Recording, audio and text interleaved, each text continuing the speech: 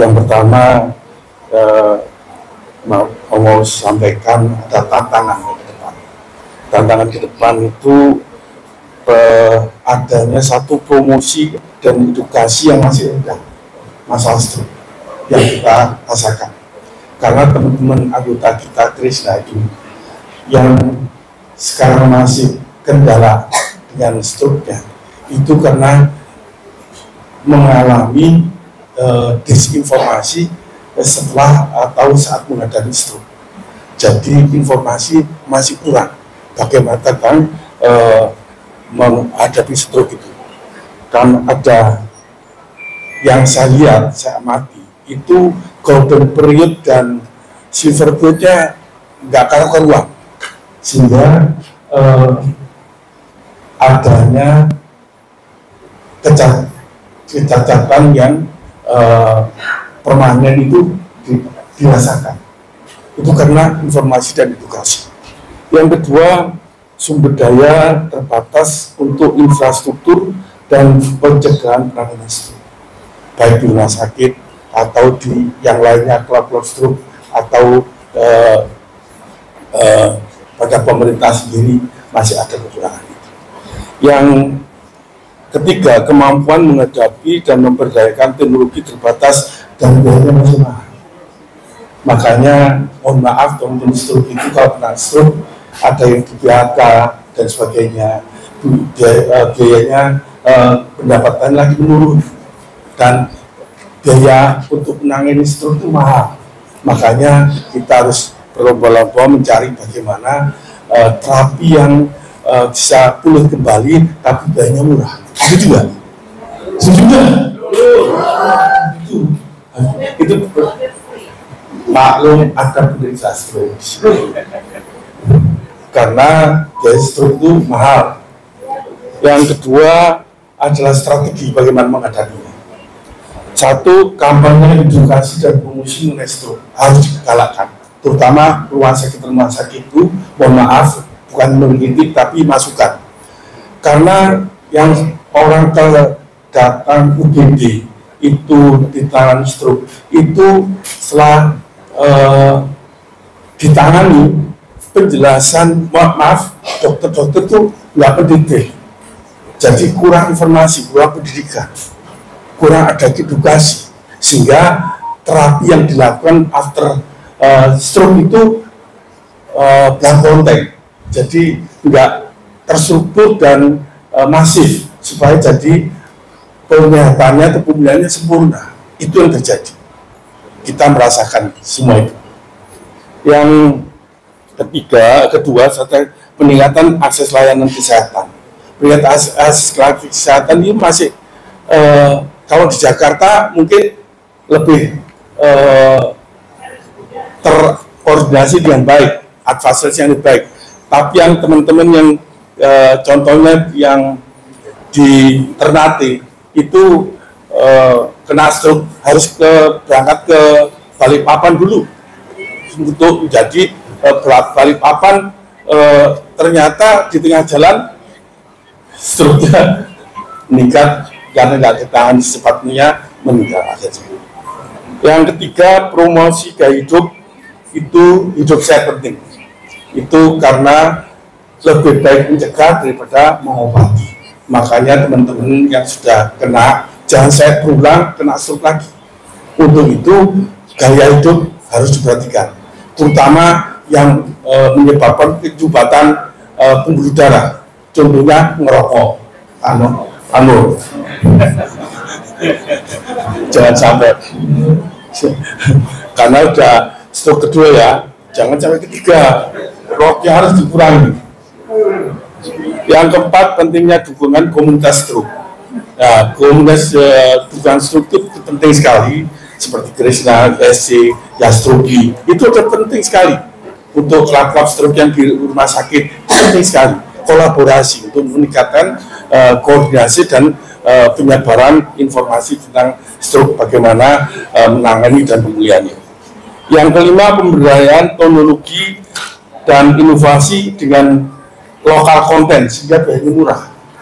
Kalau biayanya impor itu mahal, sehingga biaya pemulihannya atau terapinya mahal, makanya harus pakai teknologi yang lokal konten supaya inovasinya nggak kalah dengan di luar tapi biayanya murah. Itu yang penting. Terus yang kita tidak intinya mengingatkan lagi teman-teman, untuk saya sendiri juga, tentang bagaimana pemulihan secara holistik. Pertama, tindakan medis harus, jangan lupa, dari namanya UGD, obat, medical check up, operasi kecil diperlukan, fisioterapi, okupasi terapi, terapi akupunktur dan sebagainya. Medis harus dijalankan. Yang kedua, gaya hidup yang penting.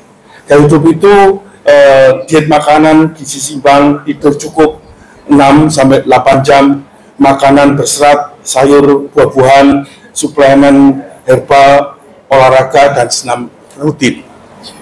Yang ketiga, spiritual. Karena pengalaman saya untuk menyembuhkan itu 50% itu spiritual. Karena emosinya katakan juga 50% itu karena spiritual. Makanya kita ada program tentang kesehatan dan spiritual, terus ekonomi dan usaha untuk menjadi panjang umur, sehat, produktif, dan sejahtera. Itu adalah program-program kita yang harus dilakukan. Spiritual itu yang pertama harus tobat dulu. Kalau nasr tobat dulu, karena manusia nggak suci dari dosa.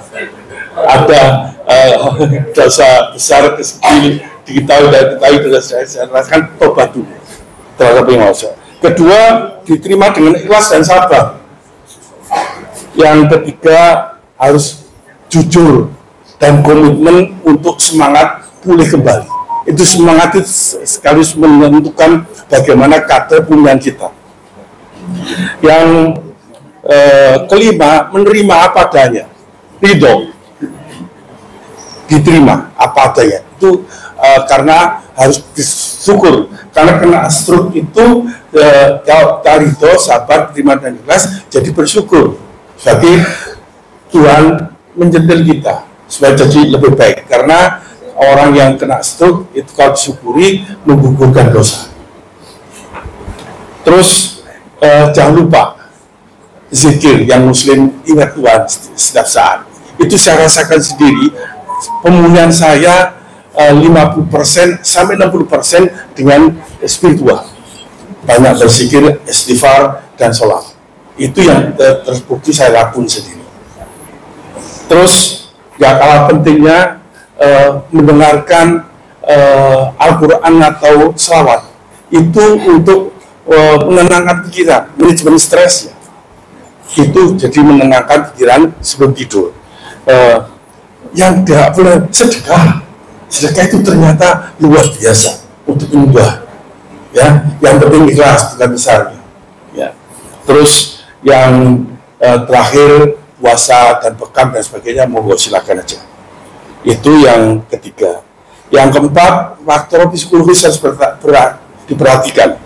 Manajemen stres, emosi. Bila perlu pakai psikiater supaya jadi lebih tenang, emosi amarahnya terkendali. Terapi musik, relaksasi, self talk, semangat yakin, memberikan makna positif terhadap sakit. Pengendalian diri itu penting. Pengendalian diri apa? Mengandalkan amarah, karena orang lagi stroke itu emosinya meledak-meledak. Itu sendiri marah, artinya sedih marah gitu. Makanya harus dikendalikan. Caranya istighfar. Yang kelima, susu kultural. Dukungan keluarga itu mesti, harus. Dukungan keluarga itu sangat-sangat penting. Terus lingkungan yang tenang, aman, nyaman bagi pasien, diberikan edukasi dan motivasi, caregiver atau perawat yang sabar dan kompeten. Saya dirawat perawat saya di rumah sama caregiver, nggak sabar. Saya pecat 2 kali, mecat perawat 3 kali mecat caregiver karena nggak sabar dan nggak kompeten, asal nangani aja. Ternyata harus diperhatikan. Amanat dan kompetensi itu sangat penting untuk caregiver atau perawat yang pakai home care. Terus terapi ozonisasi, kalau bayar hiperbarik itu lagi mahal. Pak Nugroho di di Mintoharjo mahal, kalau di Kelapa Gading lebih mahal gitu. Yang murah ozonisasi dengan air terjun itu lebih murah. Curug Cilember dari 25.000 sampai siaran boleh. Jadi penting sekali untuk ozonisasi itu untuk meningkatkan pikiran kita atau otak kita diberikan ozonisasi. Yang lain itu berenang air panas, Gunung Pancar, terus berenang di laut di Ancol, refreshing dengan keluarga. Yang terakhir faktor ekonomi yang penting, karena faktor ekonomi nggak dijalankan, ya mohon maaf, nggak bisa apa-apa. Untuk ekonomi ini yang penting adalah pertama, mulai disediakan waktu untuk diri dan keluarga bagaimana memikirkan ekonomi yang diawali dari yang mudah-mudah. Pertama dari awal hobinya apa, bisa dilakukan dengan hobi itu untuk menjadikan pendapatan atau bisnis dilakukan. Yang kedua, kompetensi yang dimiliki apa, sehingga bisa memberikan other income, untuk income berkelanjutan. Untuk itu, selain itu adalah kolaborasi dengan antara anggota dan Yayasan Krishna, Yastroki, kolaborasi untuk meningkatkan kesejahteraan dan faktor ekonomi berusaha. Yang terakhir, perlu adanya pendidikan tentang usaha, karena untuk mulai usaha itu isi dosen difficult to do. Mudah mengatakan, tapi susah menjalankan kalau nggak diedukasi atau di coach untuk bisnisnya nggak berkembang. Nanti teman-teman harus dilakukan Krishna kolaborasi dengan RSI atau bukan di Yastroki juga, itu untuk bahkan peningkatan produktivitas. Bagaimana caranya? Kolaborasi itu sangat penting untuk meningkatkan teman-teman untuk jadi produktif lagi, dan juga nantinya sesuai dengan kita, semboyan kita, panjang umur, sehat, produktif, dan sejahtera. Terima kasih. Assalamualaikum warahmatullahi wabarakatuh.